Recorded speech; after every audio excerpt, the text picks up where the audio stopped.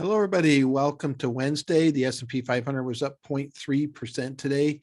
And the news that was, I think, important today had to do with kind of what was talked about yesterday, just the Omicron variant itself. Pfizer finished some of their studies. We've been waiting for some of these. The original fear when this particular variant came out was that, maybe we have to start all over again if it completely evades the vaccines. And what they did find was good news for those people with 2 shots. They have a pretty good chance of avoiding severe illness. And those people with 3 shots, kind of back to where we were with the Delta, still might have some breakthrough cases and such. We're kind of playing, catch up, and that's what's going to happen here.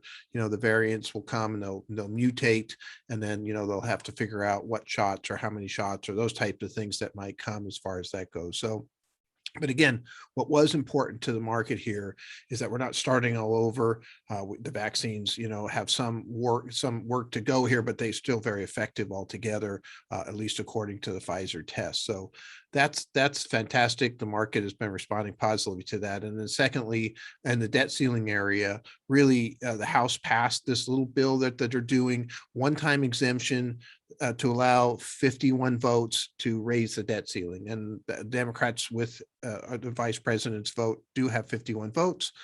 So now it has to go to the Senate. It needs 60 votes to get through this, which is kind of strange, but nonetheless, there does seem to be 10 Republicans on board with this. They're going to vote tomorrow. So we'll see what happens. And then that gets passed, and then it comes back through, and then those 51 votes can raise the debt ceiling and kind of alleviate that problem. So we'll see how that plays out, but it looks pretty positive. And again, the market's responding positively. This is our third day in a row up, and that's a good sign as far as that goes. So now we'll be able to focus on what's happening with the Federal Reserve. They met last week with the Congress and talked about what was happening there. And it looks like they're going to be, talking at their meetings next week about accelerating cutting back on the stimulus. So they're buying $120 billion worth of bonds. They've been cutting back 15 billion a month starting last month. And so now they're talking about cutting back 30 billion a month. So they might be done, buying those bonds and cutting back on stimulus essentially by March instead of June. So again, the positive on that is the fact that there is this fear of inflation, because on Friday, we're going to get the inflation number, and it's probably going to be pretty high. The word is, the rumors are around 7%. So the market might react negatively to that. And then maybe if they're cutting back on their stimulus faster, the market can look at that as a positive as far as that goes. So because it's this weird, balance that they're trying to accomplish, where they've got, the stimulus they're trying to do to keep the economy growing, not let it fall apart, get jobs growth, that type of thing.